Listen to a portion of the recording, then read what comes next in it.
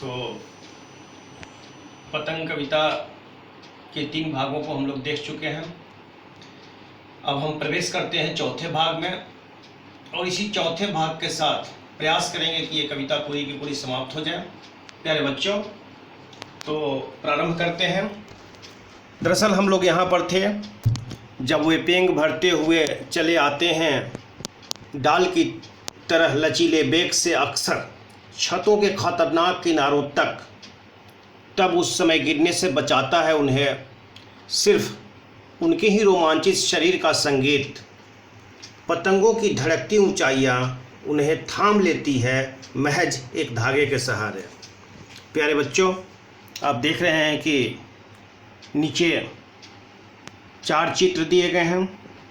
उसमें से एक चित्र में आप देख रहे हैं कि एक बच्चा है जो पतंग के साथ है और छत के खतरनाक किनारे तक पहुंच गया है, लेकिन कई बार उस किनारे पर जाकर वह बच्चा अपने आप को संभाल लेता है। इसका कारण उसके अंदर पतंग उड़ाने के दरमियान पैदा हुआ जोश, उमंग और उत्साह था। यह बंद लगभग हम लोगों ने पूरी तरह देख लिया था, इसलिए इसके अगले बंद में हम प्रवेश करते हैं। पतंगों के साथ वे भी उड़ रहे हैं अपने रंध्रों के सहारे। दरअसल पतंग तो आसमान में उड़ रहा है, बच्चे जमीन पर हैं, बच्चे छत पर हैं, लेकिन अगर गौर किया जाए तो मानसिक स्तर पर, मन के स्तर पर बच्चा भी पतंग के साथ साथ उड़ रहा है। यह उड़ान सिर्फ पतंग की उड़ान नहीं है, बल्कि मन के स्तर पर बच्चा भी एक उड़ान भर रहा है। वह जोश के स्तर पर, उत्साह के स्तर पर, मानसिक स्तर पर उसका मन उस पतंग की डोर से बंधा हुआ है, और पतंग का उड़ना बच्चे के सपनों का उड़ना है, बच्चे के प्रयासों का उड़ना है। बेटे आगे देखते हैं। अगर वे कभी गिरते हैं छतों के खतरनाक किनारों से और बच जाते हैं तो। कई बार पतंग उड़ाने के दरमियान बच्चे गिरते हैं, लेकिन ज़्यादातर बच्चे ऐसे होते हैं जो गिरते गिरते बच जाते हैं। और कई बार वो छतों के खतरनाक किनारों से जब बच जाते हैं, वैसी स्थिति में वे बच्चे और निडर हो जाते हैं, और निडर होकर सुनहले सूरज के सामने आते हैं। पृथ्वी और भी तेज घूमती हुई आती है उनके बेचैन पैरों के पास। अर्थात इसका अभिप्राय यह हुआ कि वे बच्चे खतरों से खेलना सीख जाते हैं। मतलब यह हुआ कि जीवन में वे बच्चे विभिन्न प्रकार के चुनौतियों का सामना करना सीख जाते हैं। उसका प्रारंभ उस पतंग से होता है, उसका प्रारंभ उस खेल से होता है। मतलब यह कि बच्चों में एक खास किस्म का स्किल यानी जीवन कौशल विकसित हो जाता है। बच्चा इस बात को समझ जाता है कि जब तक हम अपने जीवन में खतरों के साथ नहीं खेलेंगे, जब तक हम रिस्क का सामना नहीं करेंगे, तब तक हमें जीवन में संघर्ष के माध्यम से कुछ मिलने वाला नहीं है। और भी निडर होकर सुनहले सूरज के सामने आते हैं। पृथ्वी और भी तेज घूमती हुई आती है उनके बेचैन पैरों के पास। मतलब यह कि एक बार बच्चा जब निडर हो जाता है, तब उसका साहस और दुगना चौगुना बढ़ जाता है, उसका जोश और बढ़ जाता है, उसके अंदर का उमंग और बढ़ जाता है। वह पहले से अब ज़्यादा साहसी, ज़्यादा जोशीला हो जाता है। और आगे आने वाले जीवन में ऐसा देखा जाता है कि इस प्रकार के बच्चे ज़्यादा सफल होते हैं। आगे बढ़ते हैं। प्यारे बच्चों, यह कविता यहीं पर समाप्त हो चुकी है। इससे संबंधित कुछ प्रश्नों पर भी हम चाहते हैं कि इस वीडियो में चर्चा कर ली जाए। एक प्रश्न यहाँ आप देख रहे हैं कि शरद ऋतु का वर्णन किस प्रकार अन्य कविताओं में आया हुआ है उसका संग्रह कीजिए। प्यारे बच्चों, ऋतु को लेकर बहुत सारी ऐसी कविताएं आपको मिलेगी। अगर शरद ऋतु शीर्षक से भी इंटरनेट के माध्यम से अगर आप खोजना चाहेंगे तो बहुत सारी ऐसी कविताएं मिलेगी, प्रकृति को लेकर, मौसम को लेकर, और बहुत छोटी छोटी कविताएं हैं, उसमें बहुत अधिक जटिलता नहीं है। आप उसे पढ़िए, देखिए और आपको पता चल जाएगा कि किन किन रूपों में प्रकृति का चित्रण या ऋतुओं का चित्रण कविता में किया गया है। यह दूसरा प्रश्न है, आपके जीवन में शरद ऋतु के क्या मायने हैं, मतलब आपके जीवन में शरद ऋतु क्या मायने रखती है। तो इस प्रश्न को लेकर भी आप खुद ही प्रयास कर सकते हैं, क्योंकि यह व्यक्ति केंद्रित प्रश्न है। क्योंकि हो सकता है कि शरद ऋतु जो आपके जीवन में मायने रखती है वह किसी दूसरे व्यक्ति के लिए उसका मायना या उसका अर्थ, उसका अभिप्राय कुछ और हो।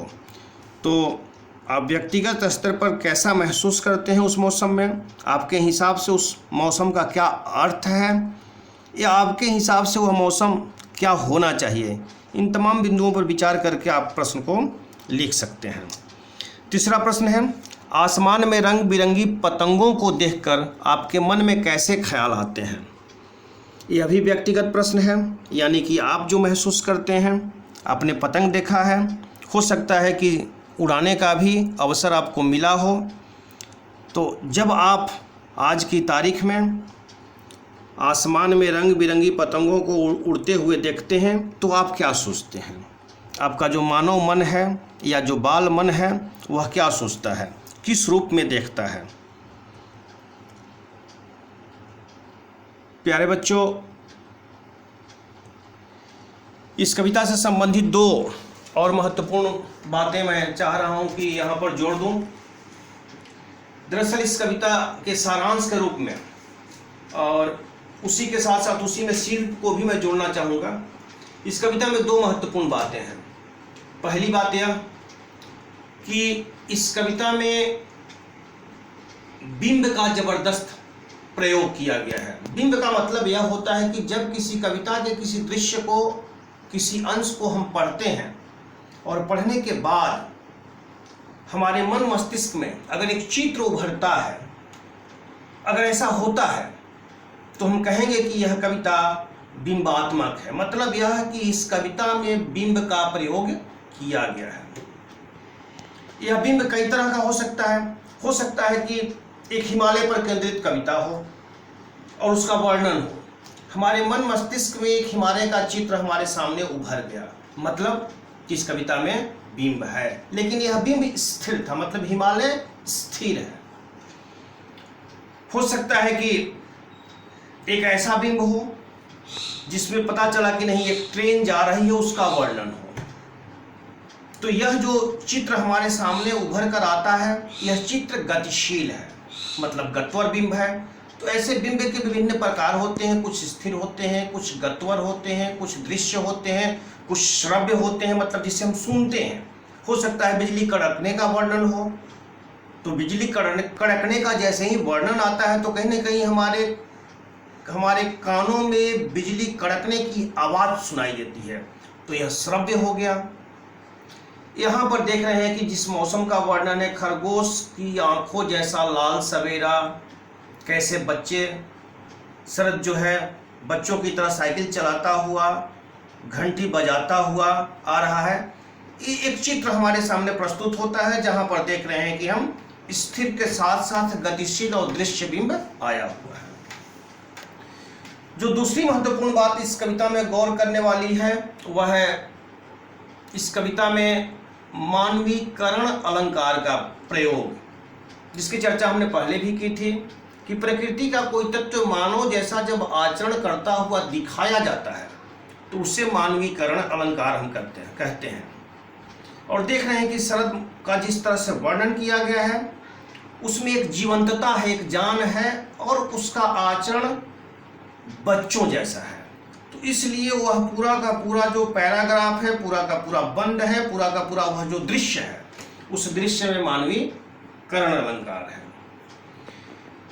जो तीसरी महत्वपूर्ण बात इस कविता में है, जिसकी चर्चा हमने पहले भी की है, व्याख्या के दरमियान हमने इन बातों को बताई थी कि यह कविता कहीं न कहीं हमें यह प्रेरणा देती है कि एक स्थिर, एक जड़ जीवन हमारे लिए उचित नहीं है। मतलब यह कि हमारा जीवन ऐसा होना चाहिए, खासकर बच्चों का जीवन ऐसा होना चाहिए जो मल्टी डायमेंशनल हो, बहुपक्षीय हो। मतलब उसमें बच्चा पढ़ भी रहा हो, उसमें बच्चा खेल भी रहा हो, वह उसमें बच्चा तमाम तरह के जो जीवन कौशल हैं उन्हें धीरे धीरे सीख रहा हो। क्योंकि जब वह बच्चा बड़ा होगा तो उसके जीवन में बहुत सारे ऐसी कठिनाइयाँ आएंगी, बहुत सारे ऐसे अवसर आएंगे जहाँ पर उसका वह खेल, बचपन का संघर्ष, बचपन के जो उठा पटक थे वो कहीं न कहीं किसी रूप में उसका साथ देंगे और उसका मार्गदर्शन करेंगे। वह बच्चा जो जीवन में तमाम तरह की कठिनाइयों को झेलते हुए आगे बढ़ता आया है, और एक वह बच्चा जिसने जीवन में कभी कोई कठिनाई नहीं झेला है, जिसने खतरों से नहीं खेला है, और वह बच्चा जो लगातार खतरों से खेलते खेलते अंतिम पड़ाव पर, इस पड़ाव पर पहुंचा है, दोनों के व्यक्तित्व में बहुत बड़ा अंतर होता है। दोनों का व्यक्तित्व अलग अलग होगा, दोनों की क्षमताएं अलग अलग होंगी, दोनों में काम करने का जो एक करते काम के प्रति जो दृष्टिकोण होगा, दोनों में संघर्ष करने की जो शक्ति होगी वो भिन्न भिन्न होगी। इन्हीं शब्दों के साथ मैं यहाँ पर अपनी बात समाप्त करता हूँ, और इस उम्मीद के साथ कि इस पाठ में से संबंधित जो बाकी प्रश्न होंगे आप पूरी तरह से कहीं ना कहीं मुझे लगता है कि उसका उत्तर देने में समर्थ हैं। अगर इन बातों को आप गौर से सुने होंगे तो निश्चित रूप से उसका उत्तर लिख सकते हैं, आप उसका उत्तर दे सकते हैं। बहुत बहुत धन्यवाद।